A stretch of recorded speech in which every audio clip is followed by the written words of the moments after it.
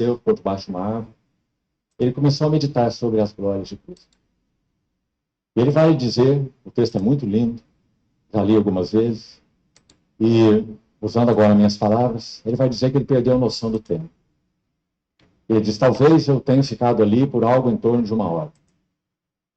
E então ele diz assim, e mais uma vez, o Senhor me atingiu com uma visão renovada das glórias do Evangelho. O seu amor, a sua misericórdia, a sua bondade. Ele diz que aquilo o capturou de tal maneira que, quando ele avaliava aquele momento, ele dizia assim, deixar esta glória que eu estou contemplando e partir para os cuidados diários, me pareceu uma grande perda. Senhores, esse sentimento, ele tem que ser diário para nós. Eu testemunho que começo a sentir isso. Deixar de poder estar conhecendo mais e mais através desses preletores. E por isso que o canal YouTube é um instrumento fabuloso, enquanto permitirem. Temos lá mais de 7.000 vídeos. E eu escuto o vídeo e ponho o vídeo, e cada vez mais vídeos. Esses preletores vivem andando aí pelo Brasil afora e até no exterior, em conferências, eu não perco uma, e ouço, e ouço, e ouço, e ouço, e ouço. E ter que parar de ouvir, de estudar a Bíblia. Não é ouvir como ouvir uma música. É ouvir e ter revelações. A gente ouve com amor de conhecer Cristo. Assim como eu posso ler o texto da Bíblia e, se tiver vida naquelas palavras, se transforma com realidade. Revelação.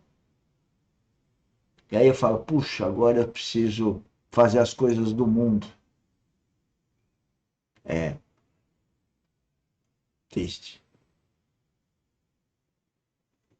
Mas eu preciso me alimentar, eu preciso, enfim, fazer as coisas cotidianas. E trabalhar no sentido de orientar pessoas que pesem que não querem me ouvir, que pesem que não querem que eu as advirta. Mas eu tenho que adverti-las. Cristo está em mim e Cristo nos adverte. Toda a Bíblia, para mim, de certa forma, é advertência. Advertência para ter uma vida espiritual cada vez mais elevada.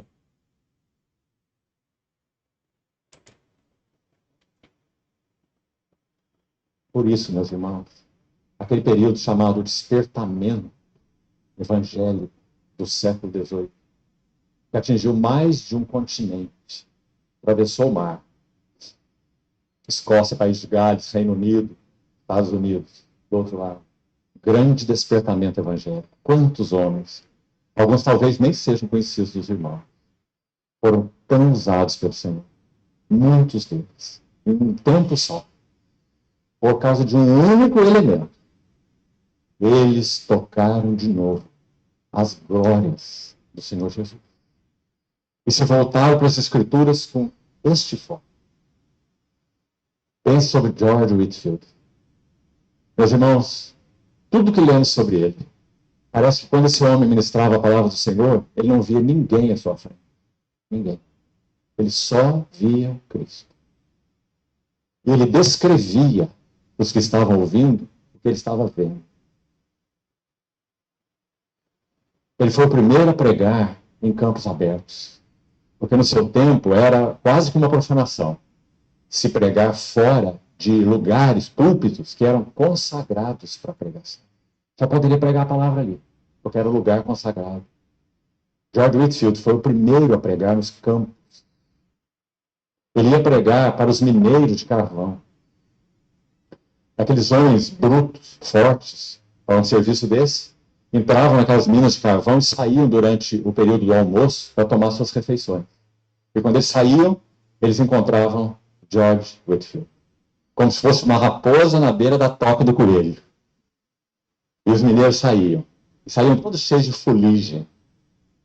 E George Whitefield começava Vê que bonita essa história, senhores. a pregar o evangelho. E ele diz assim, e eu sabia, quando a palavra de Deus estava tocando o coração deles, porque as lágrimas escorriam. Eu olhava aquelas pessoas, eles tinham rosto de zelo. Olha, faço aqui uma oração para Deus, em nome de Jesus Cristo. Que tudo que nós desejamos aqui é que o nosso trabalho possa atingir você aí, de madrugada, qualquer hora do dia, feriado, e que as nossas gravações ou online possa atingir, como está sendo testemunhado aí por esse irmão.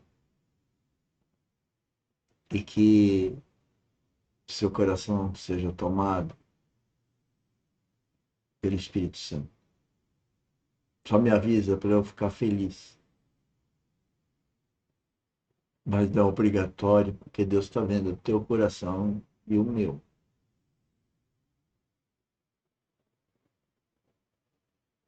Vamos falar com o Espírito Santo. Vamos nos relacionar com Ele. Que é isso que vale a pena, Senhor. E depois vamos falar um com o outro das nossas experiências com Ele. Que aí nós estaremos na presença de Cristo. Isso é fantástico.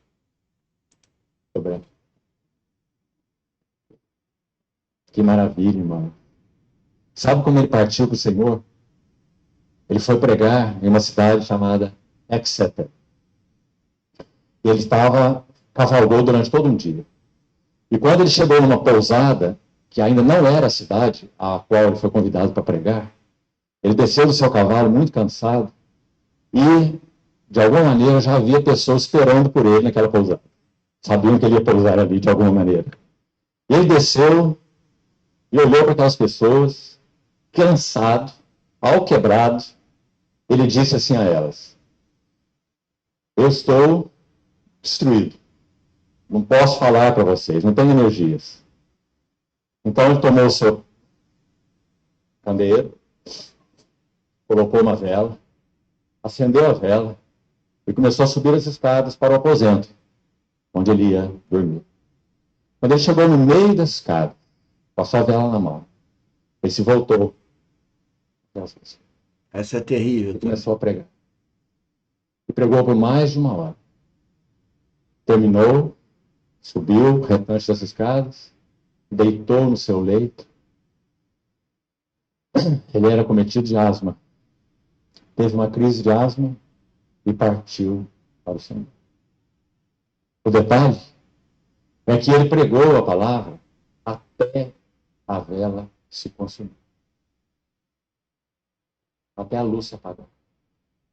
Quando a vela se consumiu, ele foi para o seu leito e partiu para o Senhor. Quando